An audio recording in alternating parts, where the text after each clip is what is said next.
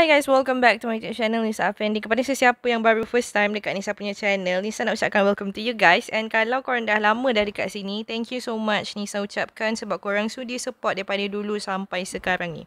Okay guys, so Nisa nak bagi tahu dekat korang yang dekat dalam Nisa punya video ni, Nisa share pelbagai cara untuk korang nak buat duit. So, adalah beberapa apps ataupun games yang Nisa kongsikan cara untuk korang boleh dapat duit extra tanpa menggunakan modal. So, apa yang korang patut buat adalah just main game, download apps ataupun buat je task-task yang diperlukan. Tapi kalau kata ada apps yang memerlukan modal tu, korang tak perlu join dan tak perlu nak laburkan duit dalam apa-apa apps yang Nisa kongsikan. Okay? So, tanpa melengahkan masa, jom Nisa sharekan dekat korang next apps yang boleh bagi korang duit. Okay guys, so hari tu Nisa dah pernah withdraw tau. Okay, and sekarang ni kalau korang tengok dekat sini, Nisa dah ada RM197. Cumanya, yang tu sekejap lagi Nisa bagi tahu dekat korang. Nisa nak tunjukkan, korang pergi dekat ni. Tekan je kat situ. Lepas tu korang pergi tengok dekat withdrawal history.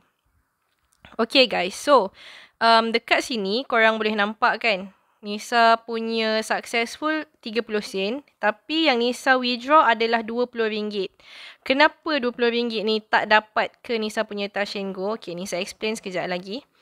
So kita pergi dekat sini, korang pergi dekat cash hijau tu, korang boleh nampak dekat sini. Ni adalah payout ratio. So, bermaksud untuk sekarang ni, Nisa punya payout ratio adalah sebanyak 65%. Sekarang ni, Nisa withdraw sebanyak RM100. Seandainya Nisa tekan je cash out now sekarang, Nisa tak dapat RM100 tu. Tapi Nisa akan dapat RM65. Macam mana cara untuk kita nak dapatkan 100% adalah kita kena eliminate bakteria ni. So maksudnya korang kena kumpulkan tube ni untuk kita eliminate bakteria. So barulah kita boleh capai sehingga 100%. Macam mana? Korang tekan je, contoh dekat sini kan, 121 bakteria. Tekan eliminate.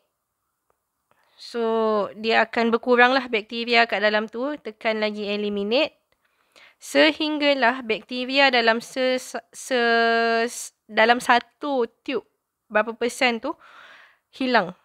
So barulah korang akan dapat move kepada next persen lah. So contoh sekarang ni bakteria dalam ni masih ada 90 bakteria.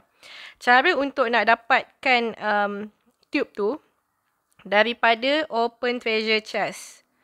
Korang boleh tengok dekat sini. Treasure chest ni pula kita boleh dapat daripada invite friends ataupun kita completekan daily task yang dekat sini. So korang boleh nampak kat sini.